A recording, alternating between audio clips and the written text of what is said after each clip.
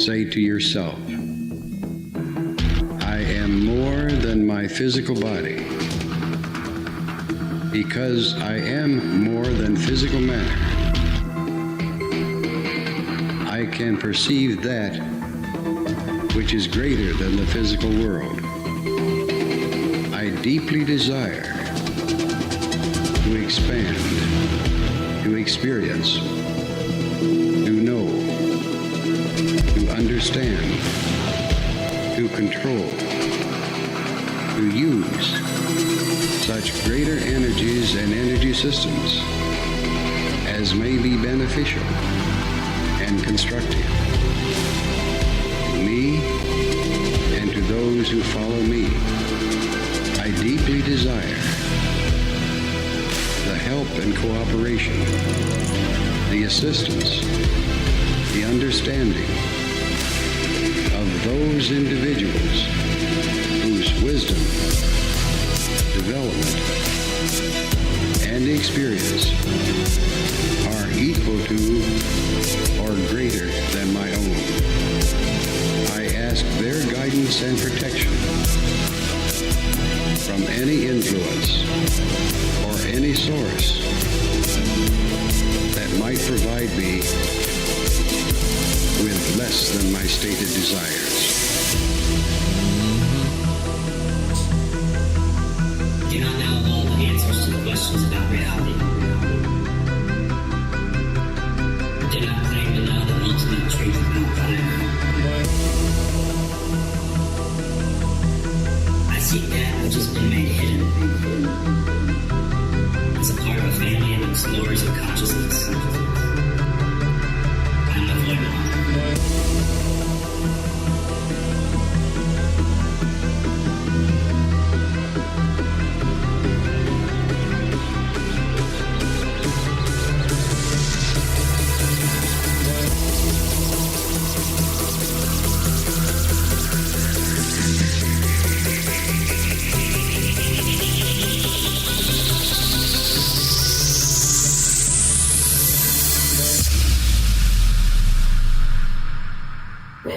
Welcome to Lighting the Void.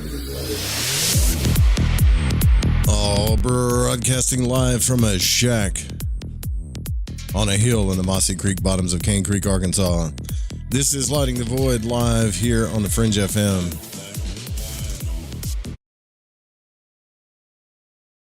Let's restart this. This is Lighting the Void live here on the Fringe FM. We are live. As always, anything can happen. December the 5th, 2024. It is a Thursday. I'm surprised I made it here. It's the end of our broadcast week for the free show at Lighting the Void Live, whatever you want to call it. I don't know what you call it. What do you call it? What do you call this? This is our melding party. Let's hit the chat. Domek, first in. What's up, Domek? The Doc. 100, second in. Ava, Anna, I was just sitting here thinking that I wish LTV would come on, and then boom, we're on. Jane, what up, y'all? Wanda E, peace, thumbs up, wave. Sup, MJ.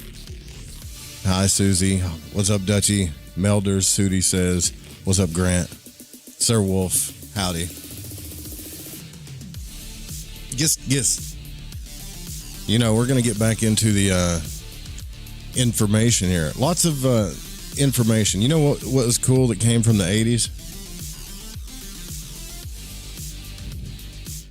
Other than Jean-Claude Van Damme? Lots of out-of-body stuff. All kinds of people doing research on the out-of-body experience. I mean, there's not too much stuff cooler than Jean-Claude Van Damme that came from the 80s. I can't think of anything better than like Bloodsport, Kickboxer, you know. But during that time, there was a book that came out. Yeah. And I never even heard of it. But it's called Leaving the Body, A Complete Guide to Astral Projection, a step-by-step presentation of 8 different systems of out-of-body travel. 8 of them. And what's this guy's name? What is this guy's name again? D. Scott Rogo. We're going to get names right. We called Muldoon Voldoon for about a year. We're not doing that anymore. And I'm happy to be here. I'm happy to get into this text with you guys. So, where did we leave off? That's the question. Oh, I do want to tell you guys too. Mark, I've got the whole neighborhood looking for Mark. Apparently he changed his phone number. I don't know why. I guess he's paranoid or something. So I got the new digits. You can't see it, but we'll be having him on.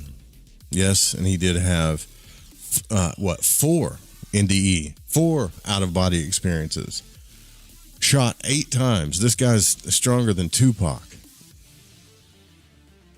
Is anybody, who else got shot 8 times and lived? 50 Cent? I don't know how many times he got shot. But anyways, Mark got shot 8 times and lived and had 4 out-of-body experiences, and we're getting him on the broadcast. I've been notified by the people at Forest Tower that I need to go to his house, beat on his door, and grab him. But I would think that would be probably not the wisest thing to do since he's already been in a tussle. But you know what? I'm willing to risk it. I'm willing to risk it to get him here to the studio to tell us his story. All right. Also, here's the new thing. You guys ready for this? This is called the tarot table. Whew. Guess where I found this doohickey? So after the broadcast, we game late, or I game late into the night. Sometimes Jay hangs out with us. Sudi showed up. Sir Wolf showed up. Some people on Rumble showed up. Nobody said anything. But I mean, I'm here by myself. I couldn't sleep, so I might as well do it. And I find it quite fun. So tonight, after the broadcast, we'll be going into the future. We're going to get Super Aquarian tonight. We're going to play Cyberpunk 2077. It's supposed to be a fantastic game. Late into the night. And I apologize if I still have paint all over me. And yes, Domek, that paint job, it's about to get wrapped up. I'm about to be back in Texas. So can't wait to go back down and visit the Domex again. Yeah, this is simple, right? At some point during the broadcast, if somebody wants a tarot reading, all we got to do is this. Watch this. Ready? Here goes one right now. Boom. The tarot table provides. It does 4 cards, but I cut off the 4th card because I don't like doing 4-card readings. Who does that kind of stuff? So if we decide we want to ask a question, then we will ask AI Tarot. How about that? I mean, what's the difference, right? Should we sanctify this tarot deck? Should we do some kind of cyber virtual ritual to make sure that this tarot deck is legit? I mean, I got to tell you, you want me to do the tarot reader voice? I can do the tarot reader voice too. But we'll have to pull. I goof off in the game and stuff. This is supposed to be serious, Sudi. You know that? We're supposed to be serious. Anyways, as I was saying before, we might ask a question tonight, and we'll ask AI Tarot, what's up? Let's remove the tarot table, though. Let's get that out of there. Come on. Where's my producer? Get that out of there. Let's go. Okay. All right. So well, yeah, because now I got to hear the voice. You guys have heard the voice before. It's the tarot readers. You watch YouTube. It's all over YouTube. So, like I said, the best thing that happened to the 80s was Jean-Claude Van Damme and like Bloodsport and stuff. But this book is one of them. And we are already now we'll blow through this book just like we did all the other books. But he went through countless studies where psychologists and psychiatrists and all these different people were doing OBE studies in the 80s with students. Yeah. And not only that, they were using ping pong balls with red lights and white noise and little spiraling hypnosis screens and all kinds of stuff to test people to see if they were going to get out of body. And they did. And we learned that last night. That's the kind of stuff that you learn here on this broadcast. So share it, support it, all that stuff. So many techniques traditionally used to induce the OBE experience focus on, we know, relaxation, entering a sleep-like state, auto-hypnosis, or the induction of similar twilight zone states of consciousness. The twilight zone. Formal induction procedures based on these practices are outlined in many of the following chapters, but few people realize that one of the first empirically derived methods for inducing OBEs was much more dynamic and volatile. The key was the use of directly focused concentration. And this was developed first by French researchers around the turn of the 20th century, although their research and procedures are barely remembered today. I thought this is fascinating stuff. So before we get into the French researchers, Donovan Wirth, what's up? Is that a new lurker? Or is that Sudi's friend? Sudi's bringing out the lurkers, man. You got to give her that. She brings them out. I don't know how she does it, but she does it. All right, so come on in. The water's warm. So I had a dream last night. I had a dream. And I know it wasn't an OBE experience because it was like Muldoon said. I could feel myself floating up, and this happens to me quite a bit in my sleep. I feel myself floating up. Okay. But it's not like the OBE experience because I'm coming from a deep sleep or dream. So I dream that I have an OBE experience. I dream that I'm flying around and I dream that I'm going places. And it's so opposite of the actual OBE thing. But what I want to say is the floating feeling, though, where you feel that floating feeling, you guys know what I'm talking about, right? And when you're drifting off into a dream, you'll start to feel like you float up from your body. That feeling, I think, is real. But the dream is just the dream. So the French physical researchers of the 19th century were a product of a rich heritage of French and German occultism. Of course, those Germans and the French, they love their occult stuff. Basing their views on the writings of Franz Anton Mesmer and his followers, who discovered the precursor of modern hypnosis. Now, these people believe that the human body contained a cosmic or psychic fluid, partially material and partially immaterial at the same time. This mysterious fluid could be exteriorized from the body. A psychic, it was believed, could exteriorize this invisible substance at will, and through it, produce psychic phenomena such as moving an object without touching it. The fluid could even be made to permeate a building, which would subsequently become haunted. And in many respects, the psychic fluid of the occultist is similar to what Soviet parapsychologists call bioplasma. Have you guys ever heard of this? Because this sounds like some Ghostbusters shit.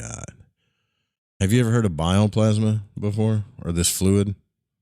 Anybody? No? Okay. Don't everybody jump up at once. By the way, you can call in at any point in time tonight to, I guess you could, I got a fraud alert on my text. No, I'm good. That's something else. Okay. You can call in at any point in time tonight to get into the show, 501-777-5631. What's it called again? Bioplasma. The French scholars were also fascinated by a phenomenon known to the mesmerist as traveling clairvoyance. And many researchers of the day believed that a hypnotized subject could be told to send his or her mind to a distant place and see what's happening there. Now, impressive evidence was collected by a number of these researchers documenting the existence of this wondrous phenomenon. One well-known case concerns a well-known researcher in France who asked his young subject to locate his father and follow him wherever he went.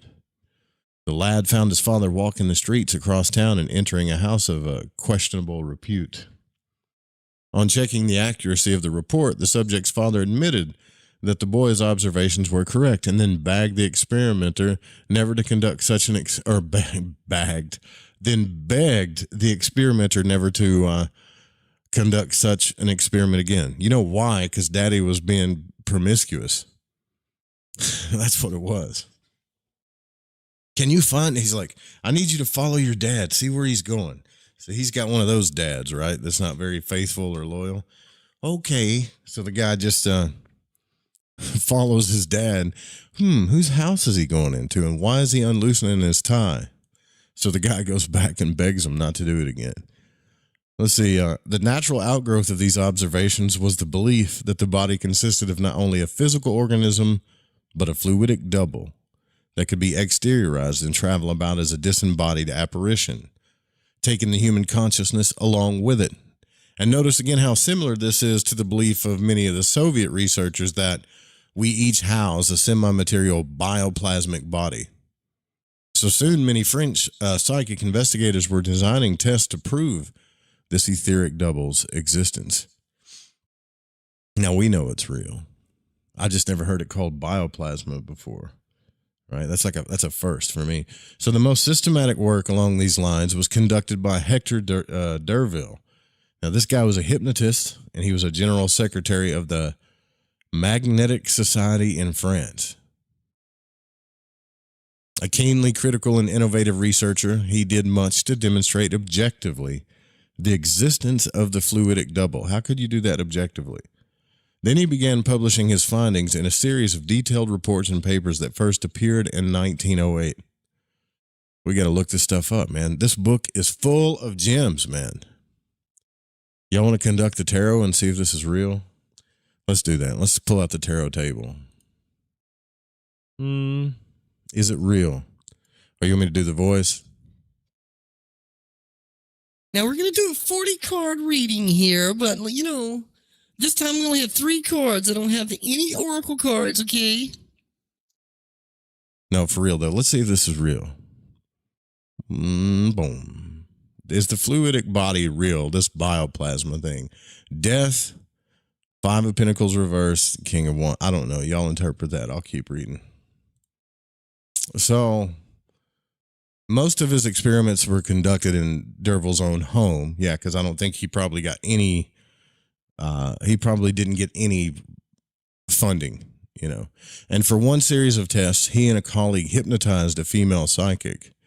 An observer was placed in another part of the house, and the experimenters sent their subject's double into the distant room and instructed it to either touch, hit, or pull at the observer. These trials were invariably successful. The observer, who had no idea what the subject's double would be requested to do, often felt blows, touches, or pulls by invisible hands. That's freaky. That's really freaky. The phantom double was even visible to some of the people whom D'Urville used as a witness, and they usually described it as a whitish apparitional figure and saw an odd cord-like extension protruding from its head or stomach that led back to the physical body. Come on, man. Do you think they really saw that? Do you think they really saw that? I don't think so. Okay, so you guys are just going to leave the interpretations up to me, I guess. Okay. Bye, tarot table. So I don't, I've never seen it. Well, that one time I did see a white apparition. I told you guys about this is because I was in my house and I thought I was talking to my dad when he walked by. And I think it was Muldoon that said, what did he say? He said that anytime that we do, what did he say in the book, man? See, my recall sucks. You remember, though, in the book, he mentioned that anytime people see stuff, it's usually white most of the time, right? So here again, we have another book, totally different people, research going back to whenever, long time ago, saying the same exact thing. That's good stuff right there. Of course, that's not considered scientific evidence, but, Now, so they got the phantom to tug and pull and touch people and do all kinds of stuff, which is creepy, right? But when the phantom approached the spectators, quote, when the phantom approached the spectators, and this is what D'Urville wrote in a 1900 summary of his work, 9 out of 10 of them became aware of its presence by a feeling of coldness or coolness, which comes over them, and which disappears soon after it's gone away again.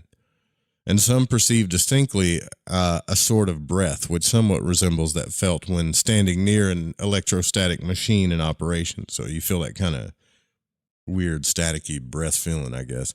But when the phantom has stood for 6 or 8 minutes near persons placed at one end of my study, it seemed to them that the part of the room has become sensibly colder. And there are few persons who do not perceive this sensation of coolness, but who receive other impressions. So on the approach of the phantom, especially when it stood before him for like a minute or 40 or 50 seconds, one subject felt a moisture in his hands, and especially at the end of his fingers.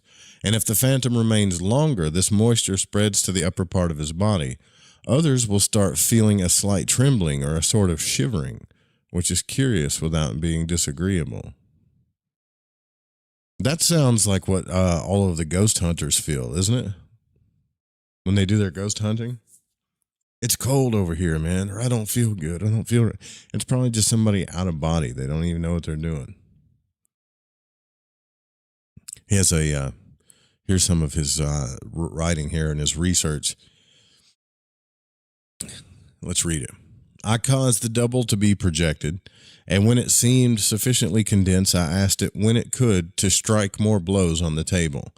After 2 or 3 minutes, we heard some crackings in the table, which no one was touching. Then 2 light blows were distinctly heard, as though struck with the tip of a finger. I asked the phantom to give 2 or more raps, and I had scarcely expressed this desire when 2 blows similar to the former ones were heard. I told you I knocked, my son will verify this too. When I got out of body, I knocked on the table too. I allowed the subject to rest for a few moments, and then I asked the phantom to give 3 or more raps. Crackings were heard on the table, and immediately afterwards 3 blows similar to the former ones were distinctly heard. At this moment, someone rang at the door, and the subject became agitated, and I found that the phantom was no longer near the table, nor in the armchair placed for its own subjects. I guess it left. So I asked the subject where the phantom was, and it said this, quote, "It has gone to see who is at the door." That was the reply. And I asked who it was that had come to disturb us, and if we should open the door. And the phantom said this, "It is a man," she said. "It's a man who's come to see you, and you can open the door." So I asked M. Dubois to go and open the door for the visitor who was about to go away.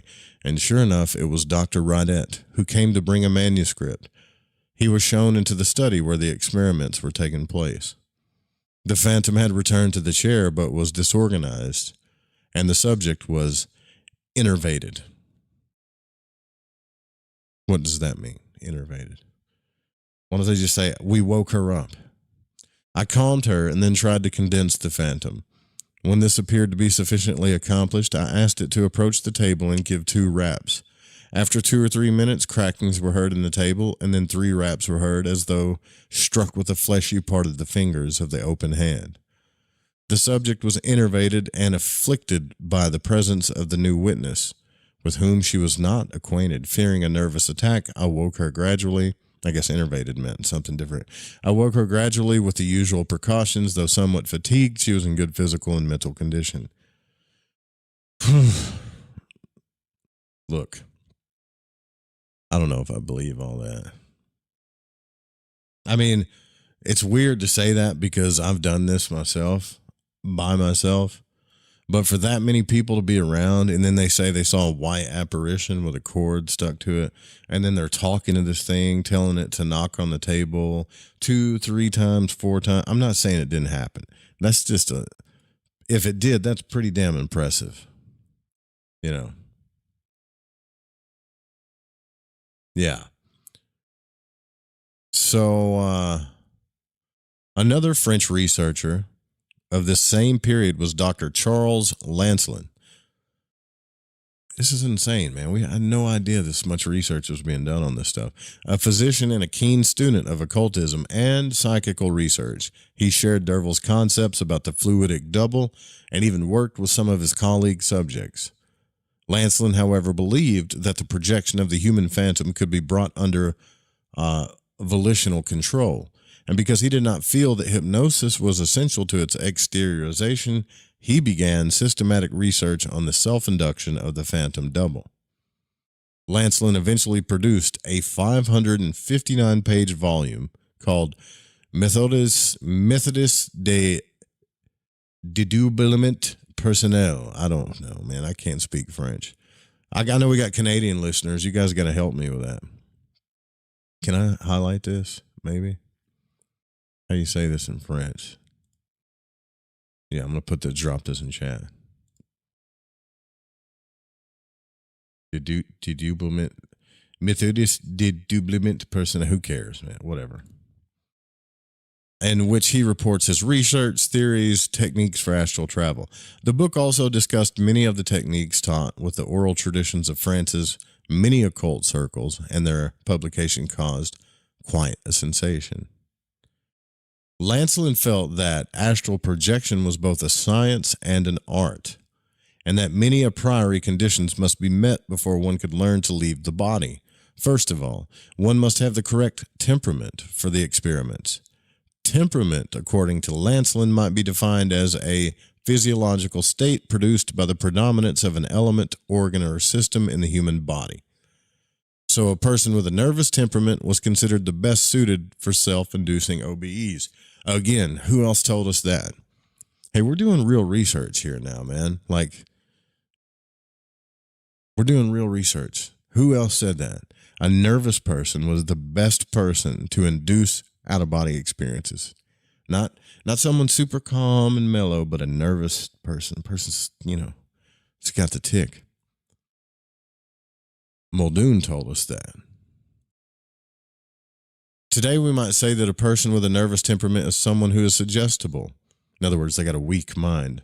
People can just plant stuff in their mind and they believe it. I think Dion Fortune called those people easily psychically attacked by themselves and others.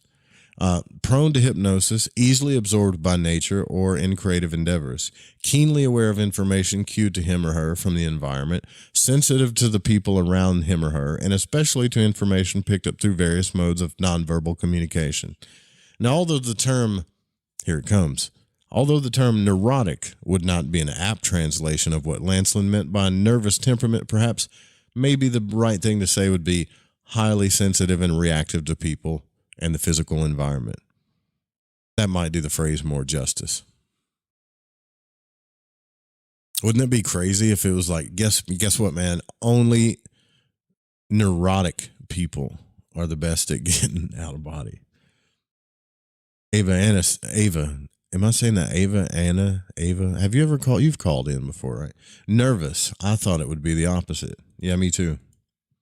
Well, here's the thing, right? Nervous, like, I think what they're talking about is like nervousness in a sensitive kind of way, but also the kind of nervousness if I told you like the world's going to end in 2 weeks, or we're going to run out of money, or, that person you're talking to, they're crazy, man, just something like that. And you'd start freaking out about it. Kind of like that kind of nervous, but maybe not all the way neurotic, but also sensitive to other people too, because if you can get that person to calm down, like actually get them relaxed and focused, they're pretty good at getting out of body, actually.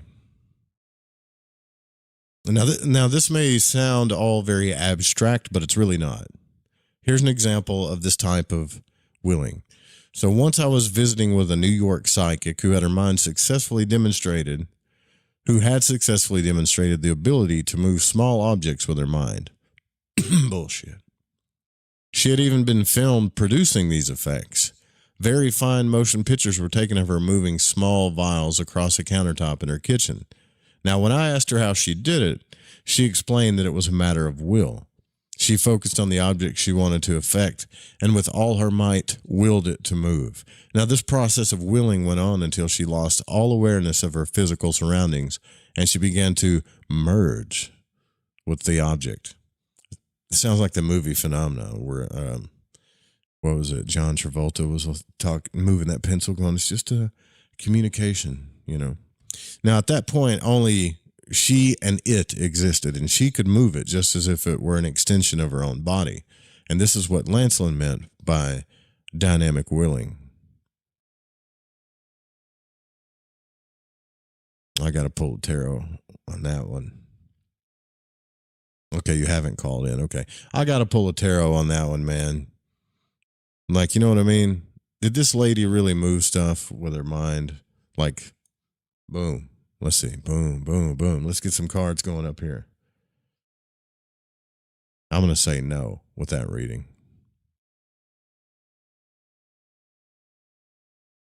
Astral travel is your thing. Telekinesis is mine. Would love to learn how to do it at will. Huh. Oh, are you serious, Jane? You want to learn how to move objects with your mind? Who thinks Jane just moved up from cool level 1 to cool level 10 all of a sudden? I would love to move stuff with my mind too. I just don't know if I believe it when people tell me. And I've tried, damn it. I think we've all tried, right? Could be real though. Might be real. The first thing to do, well, let's listen and see.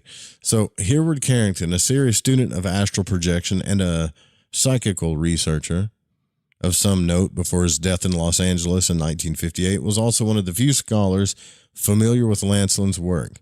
He presented the first summary of it in English in 1919 and offered some specific exercises for learning how to dynamize the will consciously. This is what we're talking about, dynamizing the will. See, back when I tried to move stuff with my mind, yeah, I had Sean McNamara on my show. Yeah. But his was a little bit more believable because it was like little stuff, you know, things. I'd have to go back and listen to it, but he definitely had me convinced. Let's see. So we're learning to dynamize the will here. So the first thing to do then, he suggested, is to ensure the success of our astral projection. The first thing to do to ensure success of astral projection is to dynamize the will, or to hyperdynamize it. In fact, so that it is overcharged and capable of bursting out like champagne when the cork is removed. Who else told us this same thing?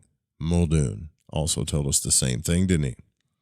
There are various methods of doing this, and one of the simplest is to repeat to oneself many times just before dropping off to sleep, quote, I have will, I have energy.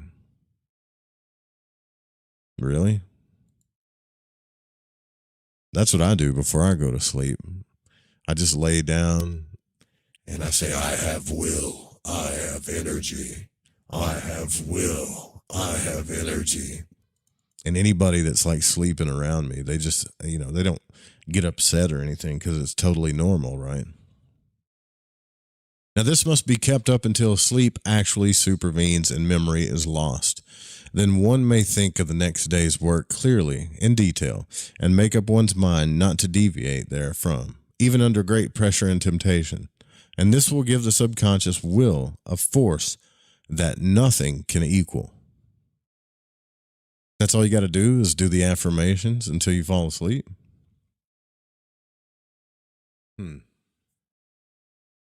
I would think it would. I mean, honestly, I thought it would be more than that. I thought it would be more than that. So what about Lanceland's concept of unconscious willing, though? This might be explained by an analogy. So have you ever had a problem, such as being caught short of cash with nowhere to turn, and it bothered you so much that you found yourself constantly preoccupied with it? No, none of us have ever been in that situation, right? So you thought about it, replaying the problem in your mind over and over until it haunted you day and night. Just about everyone has gone through such an ordeal, and you probably found yourself thinking about the problem at unexpected moments. And at some point, you might have been working or playing when you gradually realized that in the back of your mind, you had been thinking about this damn problem and how to solve it.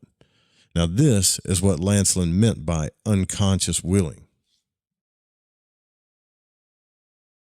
It is interesting that this process is very similar to certain procedures taught in traditional magic. The initiate is told to hold a desire in mind so strongly and with such focus that eventually the unconscious mind takes over control of the willing and causes the desired event to occur through occult means. Before specifically attempting astral projection, the desire and preoccupation to induce it should already have been made at this level.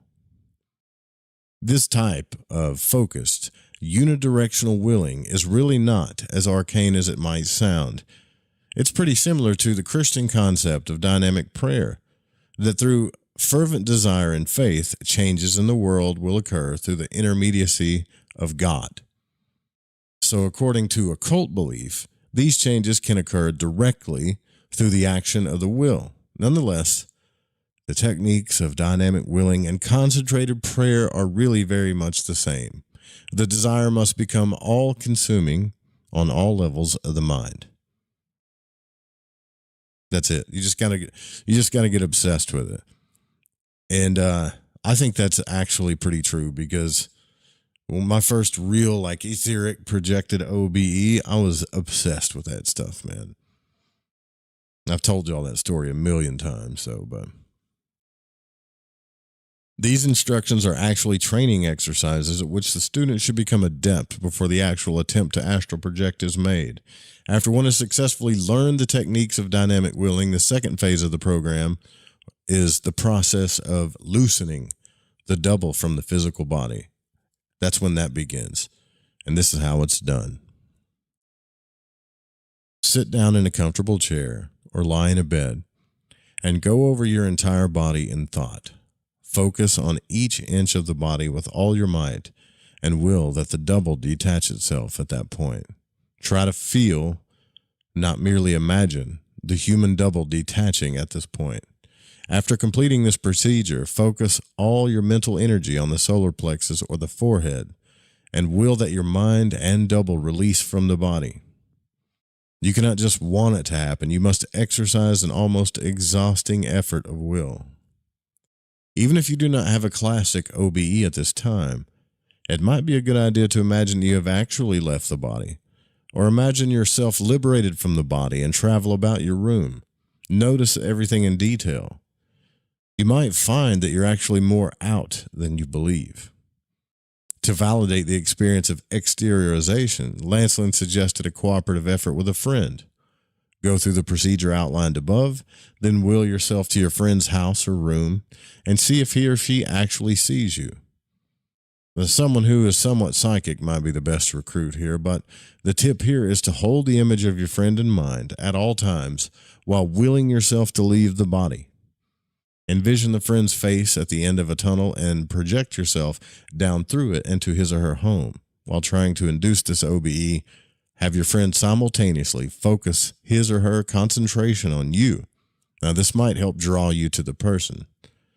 Apart from the purely psychological aspects of the Lancelin technique, certain atmospheric and situational factors may also contribute to the success or failure of your experiments. For instance, here's some stuff that you need to think about. 1. Atmospheric conditions should be dry and clear, and barometric conditions high. 2. Do not try to induce out-of-body experiences when the atmosphere is electrically charged. It's not wise to try to project during thunderstorms. Whatever. Number 3. That sounds arbitrary to me, but okay. Number 3. The temperature should be mild to warm, not less than 20 degrees below the normal temperature of the human body. So, no getting out of body at Domek's house then. Number 4. When attempting to induce an OBE, wear only loose clothing or none at all. And there's another researcher trying to get you naked again. Number 5. The attempts in darkness or in only very dim light. Only make those attempts, not really bright light. Number 6. Make the projection while you're alone. Number 7. Ensure there's dead silence before the experiment begins, since any sudden or distracting noise might catch your attention and ruin your concentration. Number 8. Conduct the trials late at night when sleep is most likely to supervene. And number 9. It's best to sit or lie down comfortably. For optimal results, lie either on the right side or on the back. You should not lie on your left side. This sounds a lot like what Muldoon was saying, doesn't it? I think it does.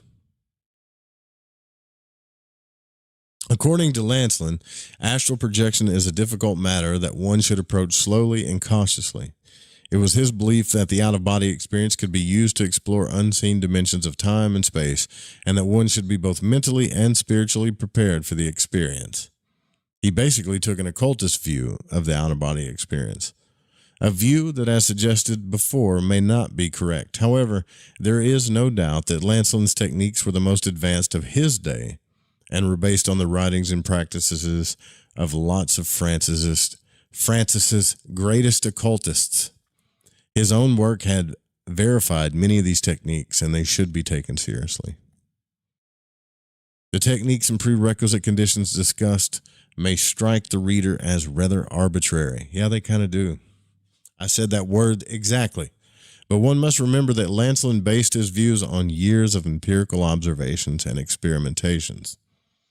His magnum opus has never appeared in English. Carrington's summary hardly does it justice, so it's impossible to explain the rationale and evidence that the French researcher marshaled for his various views and suggestions. Lanceland's research is probably the most authoritative empirically derived system for the willful projection of the double. It is, therefore, a pity that it is so little known in the United States or to its students of astral projection in general. Yeah, I never heard of it. Honestly, never. I can't believe someone hasn't transcribed it or whatever you call it in English. So Dogo goes on to say, now my own respect for Lanceland's research has grown considerable over the years, and much of it was based on my own experiences and experiments in the art of out-of-body travel. As stated in the introduction, through systematic experimentation, I began having OBEs in 1965. They were relatively frequent from 1965 to 1967, during which time I gained some control over them.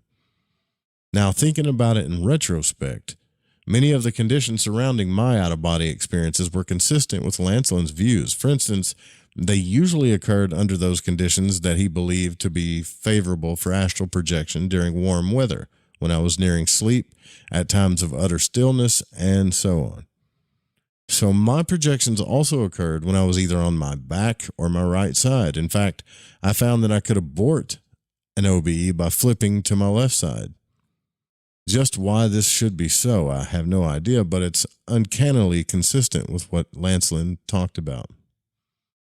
The comments he made about atmospheric conditions are also intriguing. When I went to Durham, North Carolina in 1973 to work at the Psychical Research Foundation, I met and spent 6 weeks working with Keith Harary, they called him Blue, which was a Duke University undergraduate who could induce out-of-body experiences at will. During those weeks, Blue demonstrated his ability to leave the body, travel to distant locations, quote, see what was going on there, make animals react to his presence, and even cause his apparition to appear on a rare occasion. That's fucking, excuse my French, but that's cool. See, that's what we need to be doing. The whole story of his abilities, Harary's, what a weird name, Harary, we'll talk about that later, basically is what he's saying. However, Blue was adamant about one thing. He would not project during thunderstorms or when such a storm was threatening. He felt that the electrical buildup in the atmosphere hampered his abilities and disoriented him. I feel like I'm not saying that right. Something's wrong with my brain. Must be the paint fumes. He also disliked approaching any kind of power lines during his projections. So did Robert Monroe. He had problems with those too. Sometimes he told me he would get caught by the lines and become stuck to them. I do not think these were imaginary claims. On at least one occasion, we tested Blue when a storm was approaching. He had requested a postponement, but we had encouraged him to go through with the test, and he was taken to Duke University Hospital, placed in a sealed booth, and asked to project to the PRF lab. Once there, he was to look at a display we had arranged for him and report back on what he saw. The display consisted of several lab items placed on a large drum. Is anybody jealous of this stuff? This is the kind of stuff we should be doing all the time. So, let's see, it was placed, but Blue predicted that he would fail because of the storm, and guess what? He was right. Yet the previous week, he had performed magnificently on the same task. Later during my stay in Durham, I had the chance to analyze several cases of spontaneous OBEs sent to the lab by people who had heard of our research. One woman described how she had approached some power lines during one of her out-of-body experiences, and she got stuck to them too, and had to travel down them before ultimately breaking loose of them. The case was a fascinating parallel to what Blue told us, so it may well be, as Lancelin suggested, that OBEs and electricity just don't mix. By far, however, Lancelin's greatest contribution to the study of astral projection was his emphasis on the contribution that dynamic willing on both conscious and unconscious levels plays during the self-induction of the OBE big time. Although perhaps the most abstract part of his techniques, his writings on the use of the will are integral to his system. In fact, there's a good reason to believe that the will is the key ingredient to the induction of astral projection.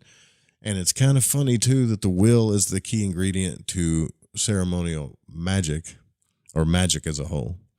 But for despite all the stage trappings about body posture, atmospheric conditions, and so on that Lancelin outlined so diligently, there is considerable anecdotal evidence that out-of-body experiences can be induced purely through the concentrated use of willful volition. A few lucky individuals have produced OBEs by employing this method without any formal training or even knowledge of it.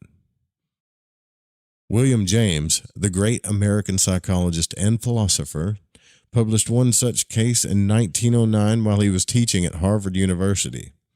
The name of the projector was never revealed, but James assured his readers that he was a colleague, an able and respected professor in Harvard University. The colleague had told James the story in confidence and only later wrote in a letter the incident had occurred in 1883 or 1884 during the time the professor was courting a lady who lived in Cambridge. Are we going to believe this, though? Are we going to believe this? It's kind of like when someone says, I got a source, but I just can't tell you his name. Maybe he's a famous person. Maybe we can pick it apart. Do we got time to do this? Probably not. I'm supposed to do the top of the hour thing, or I get punished. Yeah, you know what? I got to, man. I don't want to get that stupid notification. Because I will. Sure enough, as I'm talking about it, I will. Okay, look, we'll be right back. We'll tell this one evening he wrote James about 9:40 o'clock, or 9:45 o'clock, or perhaps about 10 o'clock when he was sitting alone in his room. That's where we're going to start off when we get back here. This guy that was a Harvard University instructor back in the late 1800s, whose name we do not know. Stay with us. Inside my head, there's a little place left for you. What do you know? What do you know? And all I want is to find out what you're going through. What do I know? Maybe the silence is dangerous.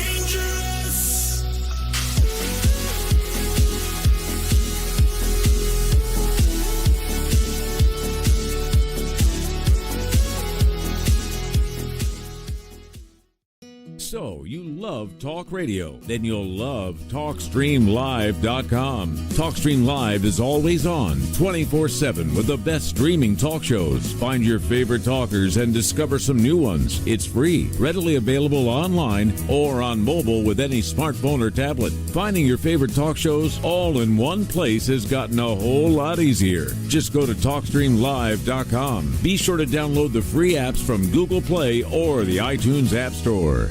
Olivia from Washington. Laid off and trying to keep our little kids from realizing that mommy and daddy haven't eaten in a while. Roger from California. I'm grateful we could afford our son's surgery. I'm nervous that now we can't really afford food. Daniel from California. Choosing whether to pay the rent or pay to fix the car to get to work doesn't leave us with much at all. Now we can't even pay for meals. Donna from Louisiana. The storm just hit, and we went from donating to the food bank to needing it. Keisha from South Carolina. I've been skipping meals so my 2 kids can eat, but filling up on water doesn't really work. Hunger is a story we can end. End it at feedingamerica.org. Brought to you by Feeding America and the Ad Council. Hey, Dad, how do airplanes fly? What's in this box? Is this tree good for climbing?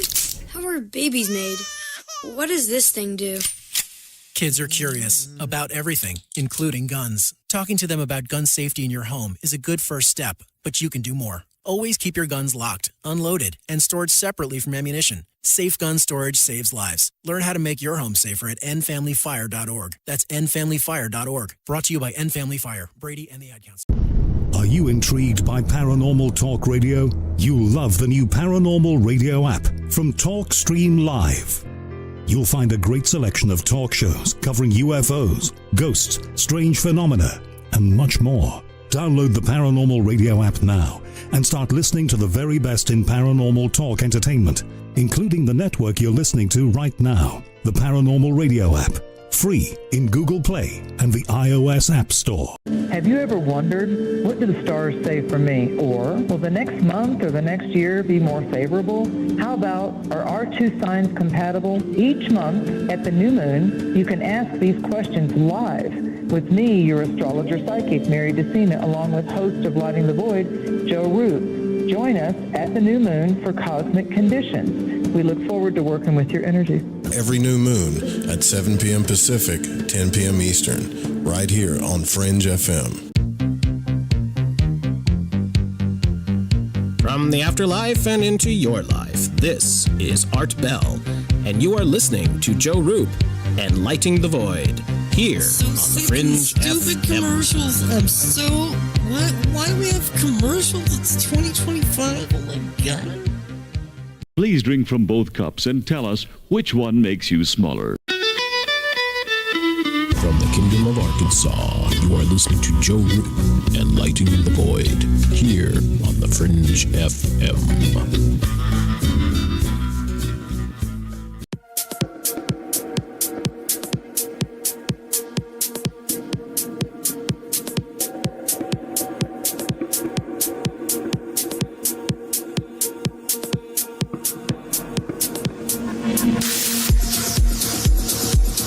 Broadcasting from Forest Tower Studios, all the way from the Deep South. Now, here is your host, Joe Roop. I wouldn't make it a habit calling me that, son.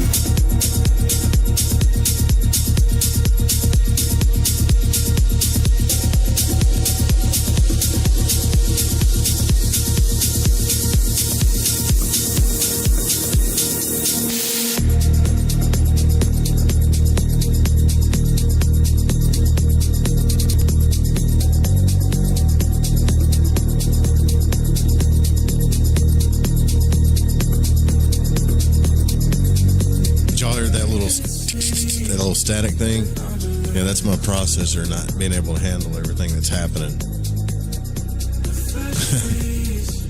All right, welcome back to Lighting the Void. If you're listening live on the Fringe FM, thank you very much. I don't ever give you guys enough love over at the radio station, and I should. I apologize about that. So tonight we're reading from another book, but this book, I'm just going to call it another book. This book is called Leaving the Body, A Complete Guide to Astral Projection. A step-by-step presentation of 8 different systems of out-of-body travel. This is from the 80s by D. Scott Rogo. And it's full of awesome research, actually. At least I think so. And here, I think where we left off was William James, which is the great American psychologist and philosopher. This guy published a case in 1909 while he was teaching at Harvard, and the name of the projector was never revealed, but James assured his readers that he was, so we're not going to get the guy's name. But he just said, this is a colleague of mine. And the guy was an able and respected professor at Harvard. The colleague told James the story in confidence and only later wrote it in a letter. And the incidents had occurred in 1883 or perhaps 1884, during the time the professor was courting a lady who lived in Cambridge. So apparently this guy couldn't keep a secret because we're about to read it. He told it to him in confidence. There's nothing in this book that says, oh, it's okay to say it now, Anyways, here, let's give the experience. So one evening, he wrote James, about 9:45 o'clock or perhaps nearer 10, I'd been thinking over the subject as I sat alone in my room. I resolved to try whether I could project my astral body to the presence of A, which I guess is this girl he was obsessed with. People got to stop with this, man. I really like this person, so I'm going to try to get out of body and get to her. As a girl, would that not, creep you out, But, that you can't be an actual creep in real life because they'll probably mace you or something, but you can, get out of body. They don't even know you're there. Anyways, I did not at all know what the process was, but I opened my window, which looked towards A's house, though that was half a mile away and behind a hill, and sat down in a chair and tried as hard as I could to wish myself into the presence of her. There was no light in my room, and I sat there in the state of wishing for about 10 minutes. Nothing abnormal in the way of feelings happened to me. The professor actually visited his fiancée the next day, and she immediately told him that she had seen his apparition at 10 o'clock the previous evening while eating dinner. She had looked up from her meal to see the gentleman staring at her through the dining room door, which had been left slightly ajar. She had gone to the door to invite him in, but could find no one. An even more elaborate set of similar attempts was recorded by S.H. Beard, a London businessman who began experimenting with astral projection in 1881. He made several visits to his fiancée's house, a Miss Verity, and at least one of these experiments was overseen by Edmund Gurney, who was a scholar who was one of the founding members of the Society for Psychical Research in England. Now, the society had recently been organized to study and investigate reports on psychic phenomena. Beard began his experiments after reading about the nature of the will.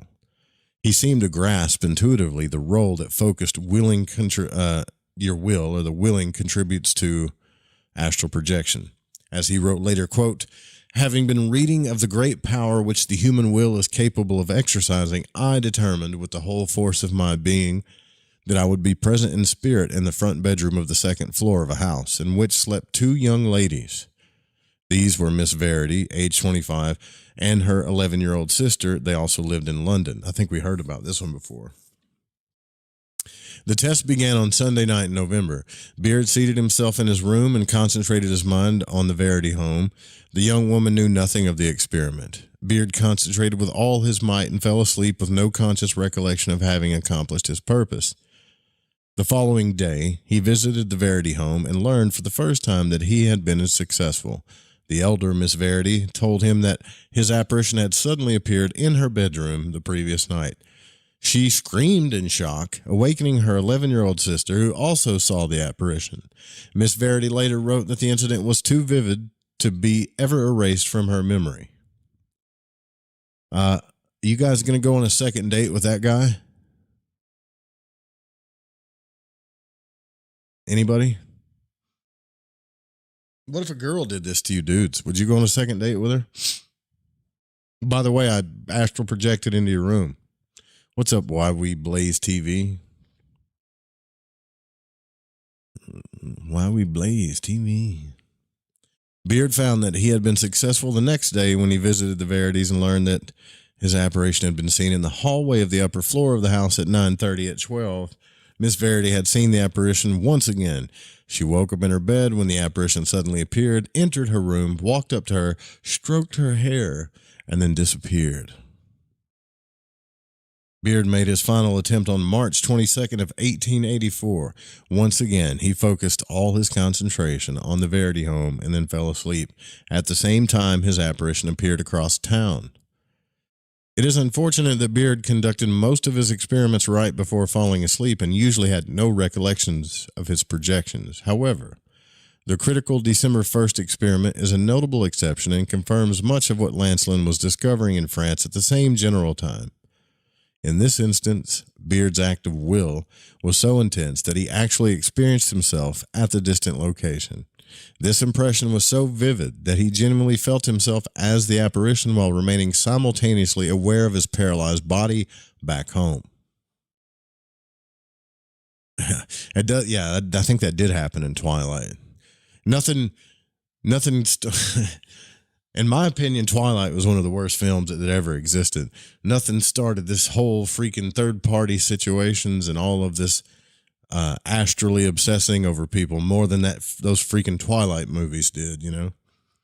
It's okay to mess around with two dudes at once and astrally project all over the place. Matter of fact, all this narcissist stuff that everybody's talking about nowadays, I blame it on Twilight. I blame it on those movies.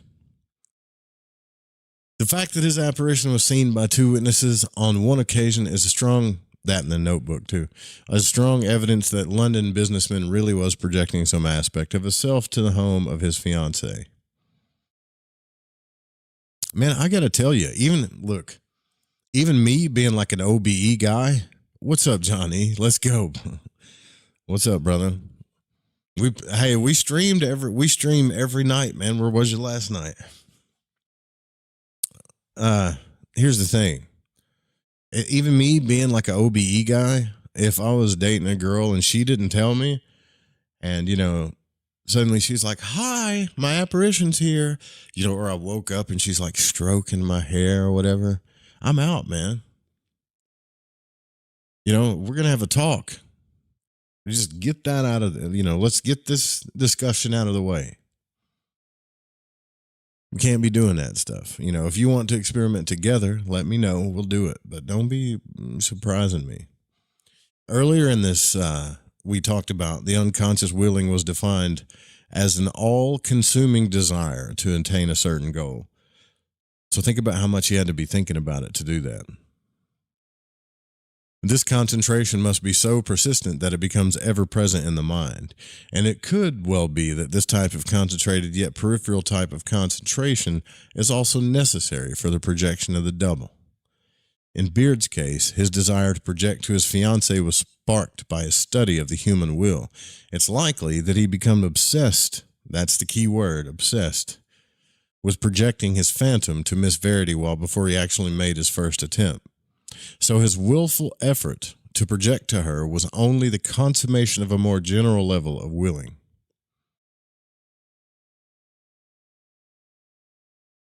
Ah, you're sick? Oh man, I'm sorry, dude.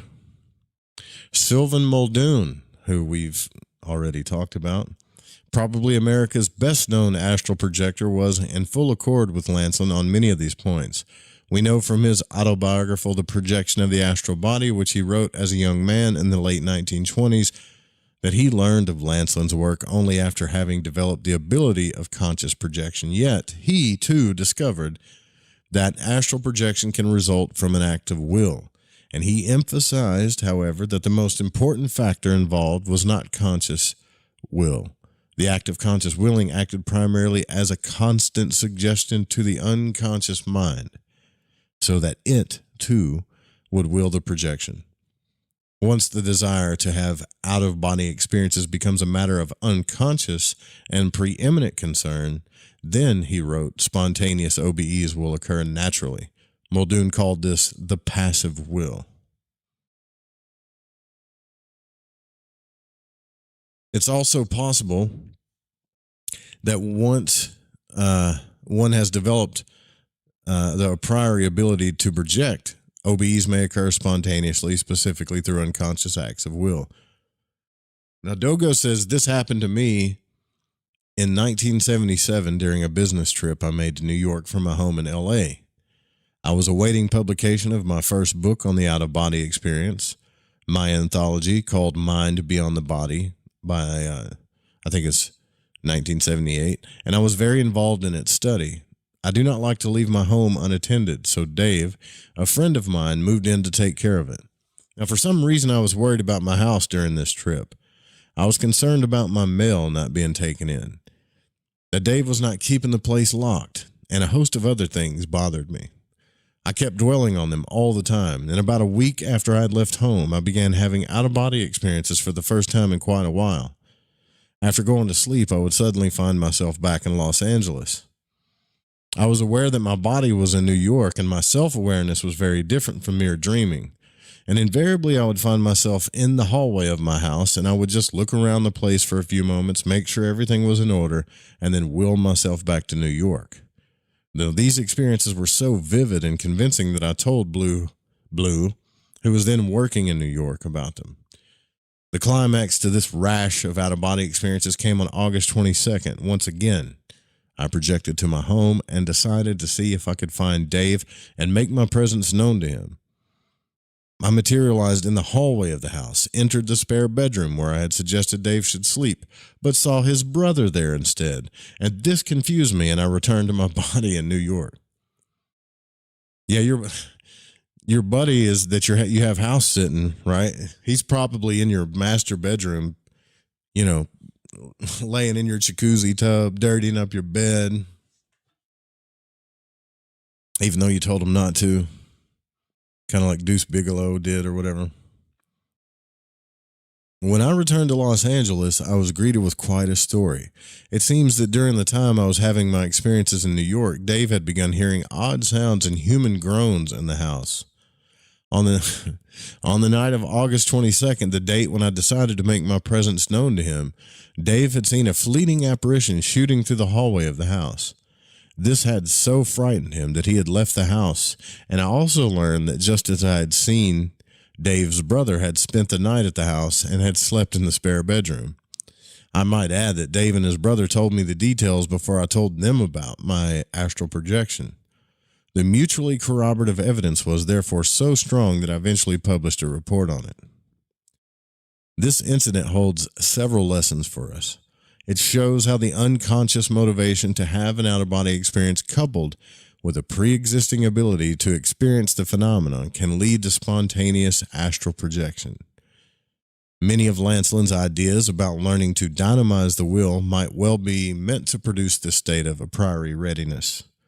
A constant desire to have out-of-body experiences maintained in the mind at all times seems one way to produce this level of unconscious readiness, and in such cases, the OBEs may occur naturally even without the use of dynamic willing. So, we may eventually find that Lanceland's techniques are unjustly neglected. Certainly, the experiences of Beard and James' colleagues tentatively corroborate his discoveries, and very little is known about the nature of the human will. Yet this aptitude we all share may be a key to the development of all sorts of psychic abilities. Yeah, he was a little scared, wasn't he? John O'Neill says, you're kind of behind, but he goes, he didn't actually touch her physical hair, did he? I don't think so. I mean, in Muldoon's book and in this book, they both said that he stroked her hair. But the first time that he showed up in her room, she screamed and freaked out, so, I don't blame her. I mean, if you're this should be a rule for all OBE people, all woo people, all the people in this spiritual realm. If you're going to astrally project to someone's home, in their room, or even to them, you should let them know, I think. I don't think you should just show up out of the blue like that. I remember a few years ago, I had a listener tell me that. It's like, hey, they called into the show. I don't even remember what show it was on, but it's probably in the archives. And at the time, I had a quilt that my grandmother made me, those really thick crocheted quilts, and it was like multicolored or whatever. And I put it on the top of the couch. And this person called into the show and said that they astrally projected to my house. And I never swung the camera to this thing. I didn't even do video back then. Didn't describe the place, nothing, And they said they projected to my house, described the couch, Describe the stuff that was on my wall. Describe the quilt. And I just remember that weird chill that went over me. Because, I mean, I don't think that's okay. It's the same thing as me, like, going to your house. Jay said, my bad, I'll warn you next time. It wasn't, it wasn't you, brother. It's the same thing. Like if I was to go to any of you guys' home and just stare in the window and be like, hi, hey, I'm here. I mean, I know you're, doing your thing or whatever. I just decided to show up. It'd just be weird. So don't do it. Don't be a weirdo. We're already weird enough that we're like astrally projecting, so get permission before you do that kind of stuff. Talk to the people. I think that's going to be a thing in the future, right? People are going to be like, hey, I want to astrally project to you. Is that okay? You got to get consent. All right, so the next part of this text is projection through progressive muscle relaxation.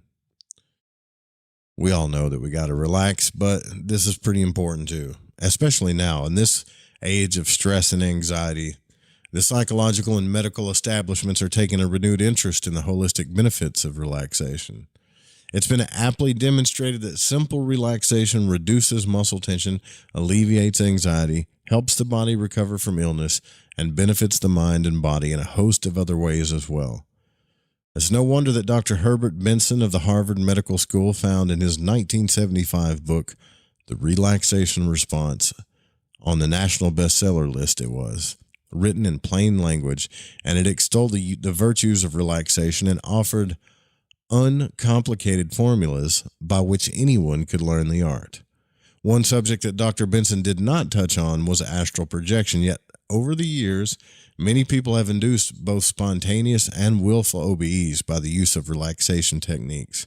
Now, although these methods vary from authority to authority, they all stress that an out-of-body experience will take place only when the body can be still and quieted.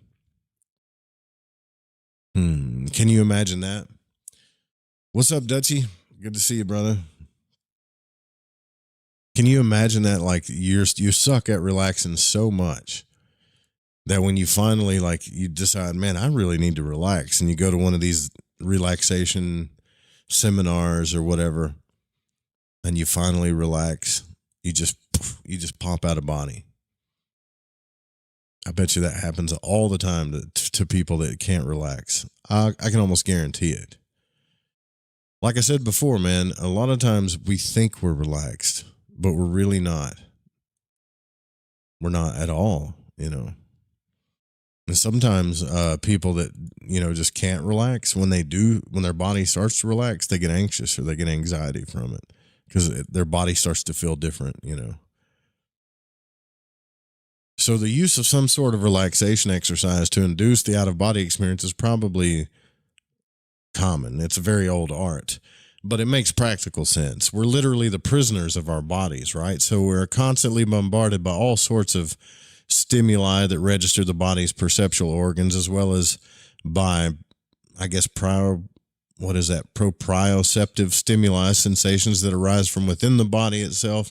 And most of us would find it incomprehensible to think of ourselves as something apart from our bodies, which is probably one reason why OBEs are not even more common than they are. We do identify with our bodies.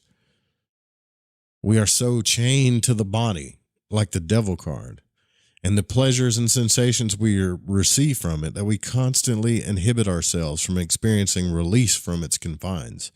And any technique that helps us to abandon our dependence on the human body may well allow an OBE to take place. I agree with that.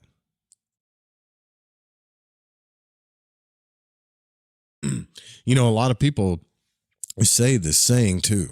I mean, you hear it all over the internet, and anytime that you talk to anybody in the spiritual community, they say, man, I'm just a spirit, living in having a physical experience. People say it, But even, like those people that say that, a lot of them still identify themselves solely, especially unconsciously, with their physical bodies. They can't help it. So in order for you to realize that your body is actually just a vehicle, you need to back to the old top of the tree again, right?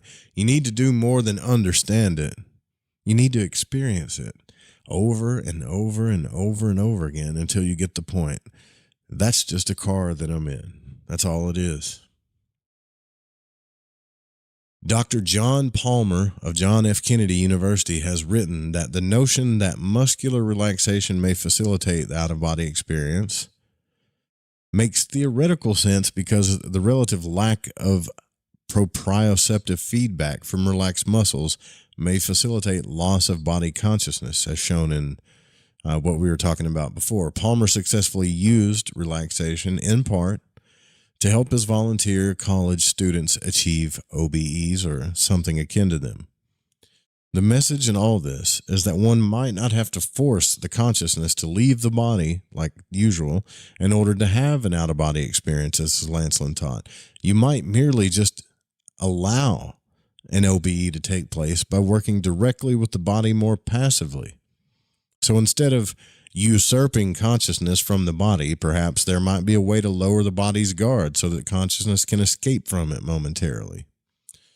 In this respect, it's more than revealing that many talented out-of-body travelers have quite independently induced OBEs through the use of relaxation, even though they have not been formally trained in the art of deep relaxation.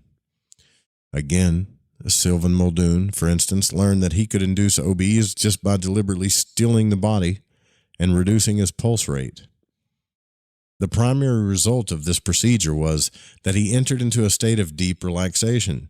Muldoon's techniques are discussed in more depth later, but similar case histories could be cited as well.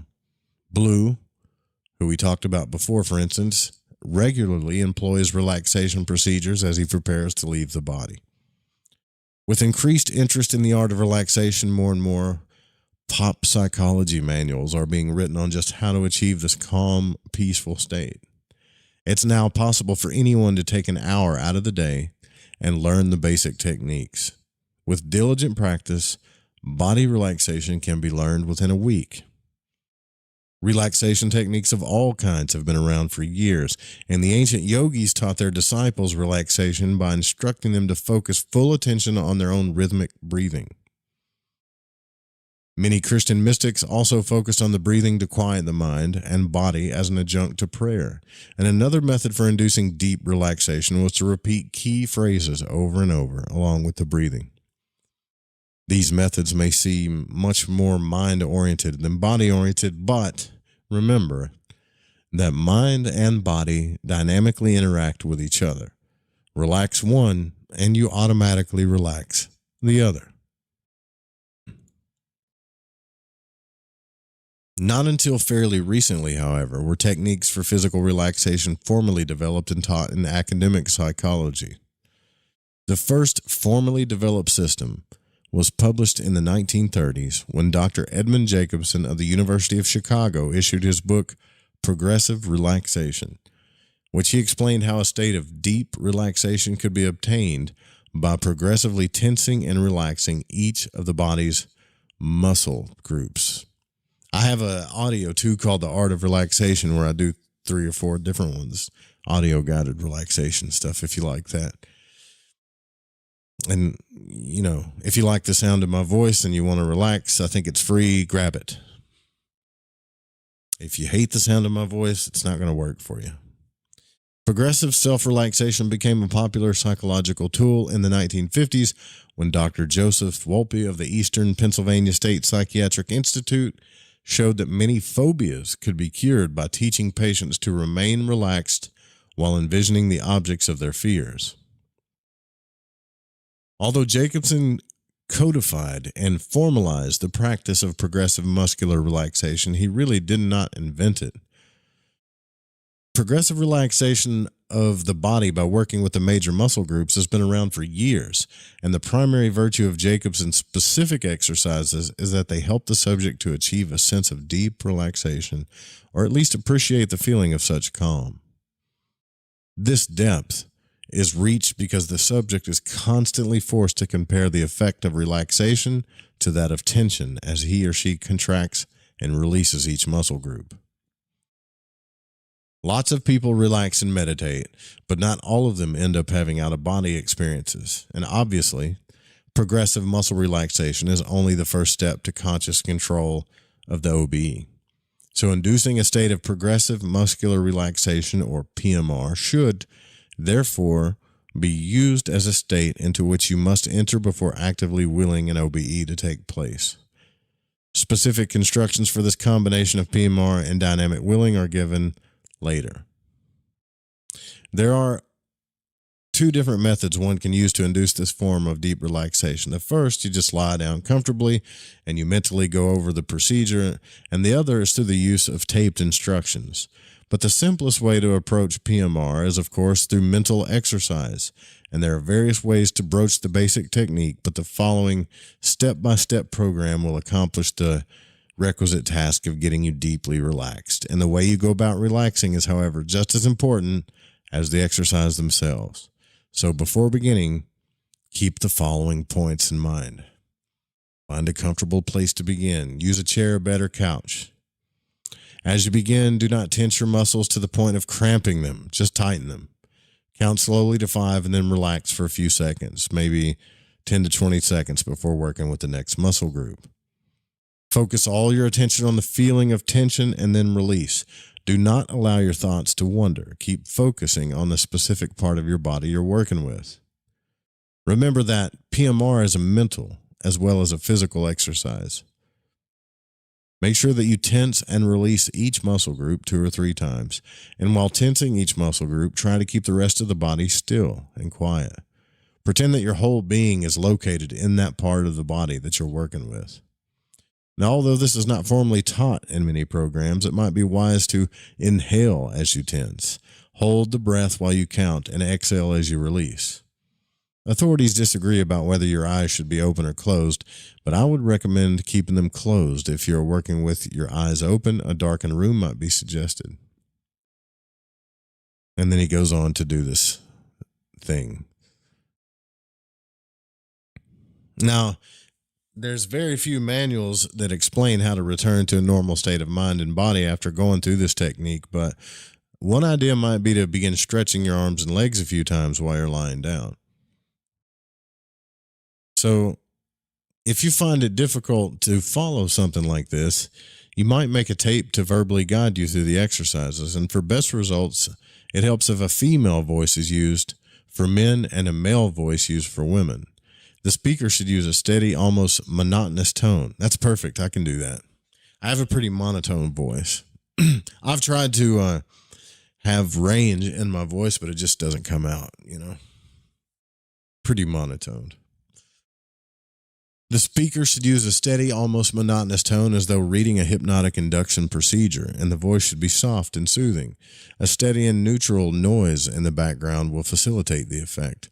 The sound of ocean waves striking against the shore is ideal. Sounds like the Monroe tapes, doesn't it?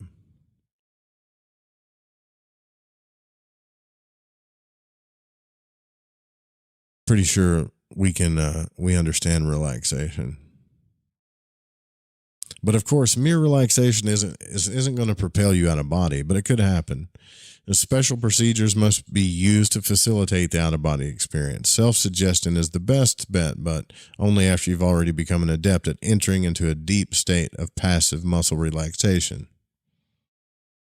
Here's how you can combine the two. Number 1, as you lie down and prepare to relax, give yourself the mental suggestion that you will have an out-of-body experience at the completion of the exercises. Before beginning them, wait several seconds to allow the suggestion to register in your unconscious mind.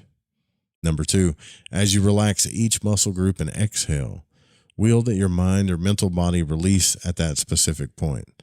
And this is a technique that Charles Lancelin recommended to induce out-of-body travel. And number 3, at the end of the session, focus your concentration on the forehead or the top of the head and imagine your mind leaving the body by traveling right through and out of it. Don't expect results the first time you try this, by the way. Remember, Relaxation is a skill, something you have to learn, and it takes practice. And since it will take practice, perhaps 2 or 3 weeks of daily discipline will be necessary before you really begin to feel how relaxation affects the body. Most authorities on relaxation do not recommend that these procedures be used at night before you go to bed, since sleep kind of takes over before you finish. But you should follow this advice at first. And after you've mastered the passive muscle relaxation techniques, you might try them as you lie down for your night's rest. Carry them out right in bed. But when you're done, remain still on your back and let yourself just fall asleep. But try to remain conscious up to the very moment that sleep overtakes you. Constantly hold in mind the suggestion that you will leave the body naturally as soon as your conscious mind slips into sleep. This technique is especially recommended by Sylvan Muldoon, who used it as one of his chief methods for inducing nocturnal out-of-body experiences.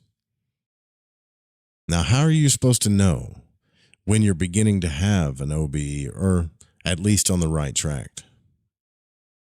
Your first clue will be when you experience odd sinking feelings and or floating sensations as you remain relaxed. A few people suddenly find themselves just spontaneously out of body, but most go through a stage where they actually feel the release of consciousness. In my own case, for instance, I always feel as though I'm sinking right through my bed or couch when I begin to have an OBE. At the same time, my head begins buzzing wildly, almost as though I were standing in the middle of a busy pinball arcade. Many people who have had spontaneous OBEs while simply resting have remarked on these same symptoms. When you begin to feel these sensations, and they can be dramatic, try to intensify them. Do not move under any condition. Be perfectly still. This will disrupt the out-of-body experience, and by this time you'll probably be cataleptic anyway. Will yourself to leave the body, and you might get a fright at first when these symptoms manifest, especially if you find yourself unable to move or paralyzed. But this type of pre-OBE catalepsy is actually a good sign. Don't fight it. If it seems that you just can't get out of body but find yourself still paralyzed, don't be too concerned. To break the catalepsy, merely focus all of your attention on one of your fingers and then try to move it.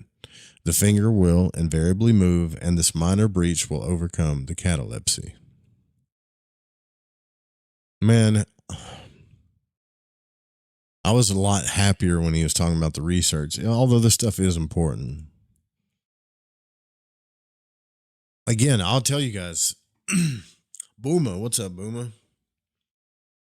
Parts of that, what's the line in Fight Club where he just lets go and cries all over the other guy? Oh, I don't know. Just let go.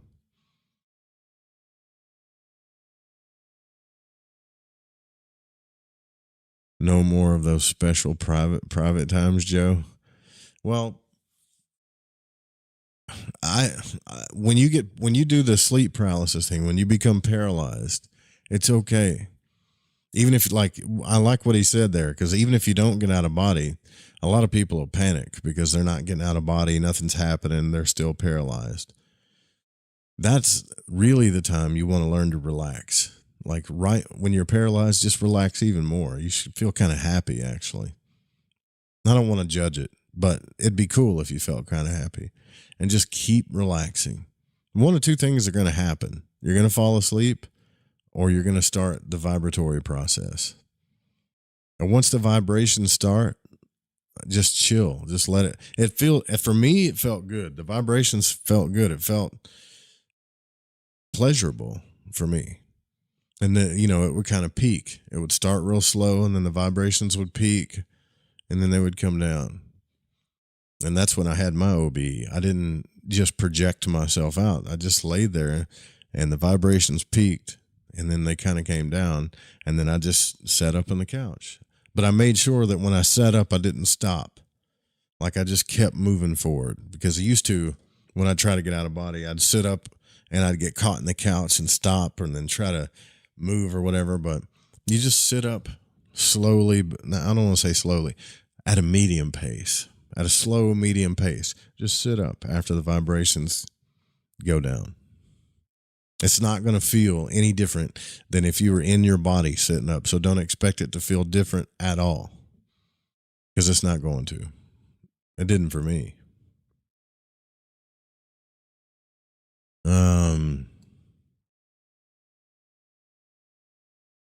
There is evidence, though, that physical relaxation, just by relaxing in itself, is conducive to the spontaneous occurrence of OBEs. So sometimes just by relaxing, you can pop out.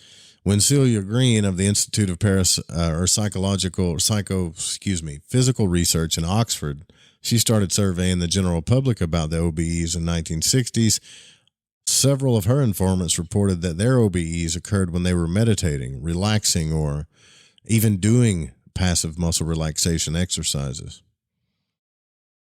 For example, one correspondent told Green how her OBEs occurred as a result of yogic meditation linked with relaxation exercises.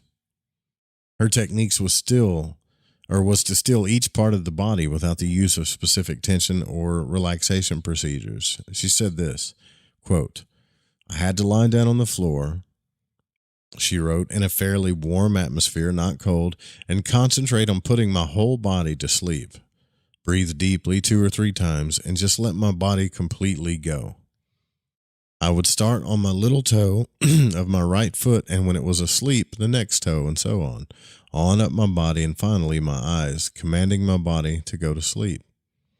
I tried this out several times, of course, without too much success, and then I finally achieved it. On one occasion, the woman felt that she was drifting away. She opened her eyes and discovered that she was looking down on herself, and the floor from a point were somewhere above her body." Another correspondent explained that invariably she would doze off during her relaxation exercises, and an out-of-body experience could occur naturally. She said, "I always dozed off," she went on to say, "and an odd thing would happen, a sensation of being in spirit or floating in the far right-hand corner of my bedroom near the ceiling, always in the same position." The woman also discovered, as I did, that sinking and floating sensations are the first stages of a full-blown OBE, and when they occurred, she knew she was about to leave the body. Another one of Green's correspondents automatically had an OBE from sleep as a result of her relaxation exercises. She said this, "Each night in bed, lying on my back, I relaxed my body piece by piece, starting from the toes until finally reaching the eyes. One was supposed to concentrate on an imaginary void between the eyebrows, then filling it with a flower image." Oh, that's a pretty cool technique. "Allow this to develop into a full flower even. And for weeks, I simply would fall asleep. I fell asleep at the waist level, as it were, and gradually the idea of leaving the physical body became neglected, although the ritual of relaxing had become a habit. Then one night, in the drowsy state before sleep, I was aware of a small sensation, which might be likened to a tablet of soap slipping from one's grasp in the bath. I was awake. I turned to look at my husband and was vaguely surprised to find that I was looking down on him. And as I looked, I rose higher and saw my sleeping form next to his." These cases cannot be considered anomalous. When Green asked her informants about their state of mind and body at the time of their OBs, 33% of them stated that they were more relaxed than usual. More, that's the key, right? Listen to that part right there. More relaxed than usual. Not just, I was relaxed, but more relaxed than usual. Only 11% described themselves as more tense. This trend in the data was more substantial when Green surveyed those correspondents who had undergone more than one out-of-body experience, and a little over 41% described themselves as more physically relaxed than normal, while still 11% were apparently more tense. So as we talked about earlier, it's remarkable how many gifted OBE travelers have spontaneously developed relaxation techniques as a direct route to the out-of-body experience. And Hugh Calloway mentioned a variant of the passive muscle relaxation procedure as a means he used to leave the body. And S. Keith Harary and Sylvan Muldoon have also employed some sort of relaxation technique. Harary, for instance, maintains that his OBEs occur quite naturally as a result of quieting down the body In a description of his technique, which he wrote specifically for his book, he said this, quote, prior to experiencing an at-will out-of-body experience, I induce an initial cooling down of my physical body. This is simply my allowing a feeling of relaxed numbness to spread through the physical body so that it will be out of my immediate conscious awareness. During my early attempts at an at-will OBE, I would reach this state of relaxed numbness by suggesting to myself that each part of my body would in turn begin to feel very heavy, warm, and relaxed. I would usually work from my feet up to my head in this way, allowing all outside thoughts to passively drift through my mind. During this cooling down phase, I would also suggest to myself that, if I wished, I could have an OBE, and that the slightest disturbance of the physical body would immediately terminate the experience. When this was done, I was able to have an OBE. And after much practice, I found that it became more and more simple for my body to enter this cooled down state. Eventually, all I would need to do would be to suggest to myself that I would relax, that I would be able to have an OBE, and that there would be no difficulty of any sort, as there could not be difficulty unless I allowed it to occur or unless I was in an unpleasant state psychologically. A few moments after the suggestion has been given, I usually achieve the cool down state automatically. I need only concentrate on where it is I wish to go in the OBE, and I will go there. You guys remember that Muldoon did the same thing, but it was kind of different. His principles are similar to Jacobson's, but since their goal is to quiet down and focus attention on each segment of the body, Muldoon gives a full description of this technique in his book. The method is not so much a specific OB induction technique as it is the way of placing the body in an OB conducive state of relaxation. So instead of working with the body's muscle groups, Muldoon's technique focuses on the gradual slowing of the pulse rate. Muldoon viewed the procedure as a substitute for relaxation exercises, even though specific tension release exercises are subsumed with it. He points out that the exercise for slowing the pulse also causes concentration and relaxation, thus eliminating the necessity of special exercises for each of the factors. And we don't have to go over that one because we already read about that in Muldoon's book. So, actually, if I remember correctly, Muldoon stated that he came up with the law of astral projection. It's to move, to will to move, just like you will your physical body to move. The only difference is we have to incapacitate the physical body, but keep the will to move going. And this would cause an astral projection. So he came up with all these different ways to still the body. And one of them was by slowing everything down, slowing his pulse rate down. And I remember that.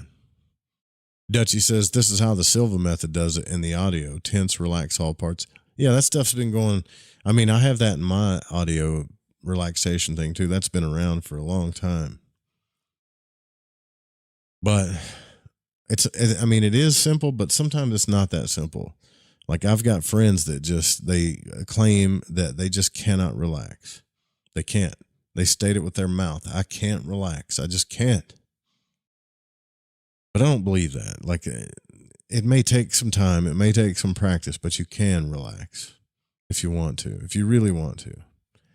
I don't honestly think you're going to have an OBE, not an etheric projected OBE, like without relaxing the body, unless, you get knocked out or you're huffing paint or it's some kind of weird OBE, maybe from, what is that? Ketamine, maybe something like that. You probably could.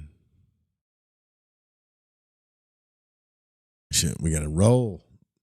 We got to get up on out of here. All right. So this is a fascinating book from the 80s. I love stuff from the 80s. Movies, books, comic books, whatever, you name it. Leaving the Astral Body, a complete guide to astral projection, a step-by-step presentation of 8 different systems of out-of-body travel by D. Scott Rogo. I called him Dogo a while ago. It was D. Scott Rogo, not Dogo. If you guys make sure, if you haven't joined the Discord, most of us are in there all the time. We drop links in there. I think Sudi dropped one in there today about, damn it, I don't have it up, but it looks pretty cool. Something from the Monroe Institute. We got different subjects people like to chat about in the Discord. It's our little social media gathering place. So if you're into this kind of stuff, join our Discord. And I usually stay up a little later into the night and play some games and stream and hang out with whoever wants to hang out. It's more fun than just chatting in the Discord for me, because I can't just sit still and chat. My mind is crazy. I have to do something. But you guys,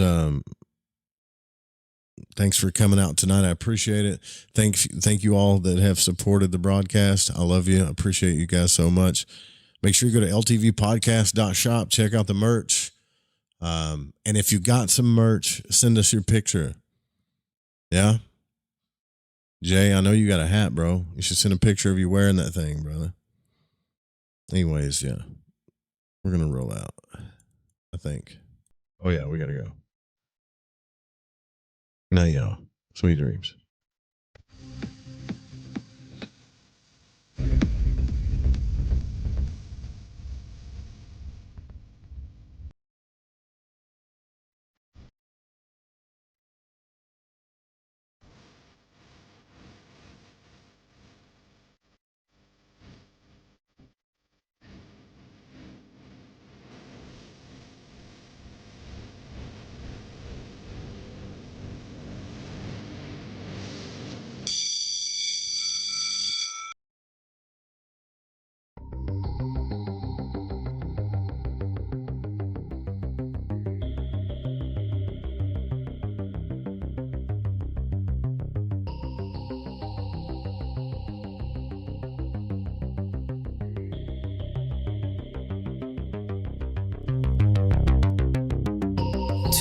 Cyberpunk. Up the sky to claim the boredom and the whine of the radiator, to freeze the fates that intertwine, unresolved and undefined in this echo chamber.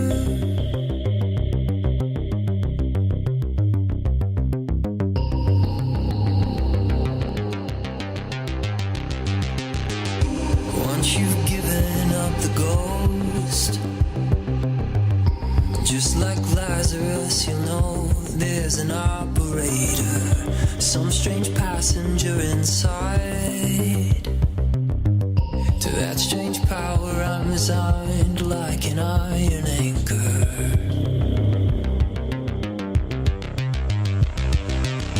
I'm just a ghost in your stereo, the fading memory of a shipwreck in the undertow. You're just a lost song I wrote, and I'm just a ghost in your stereo.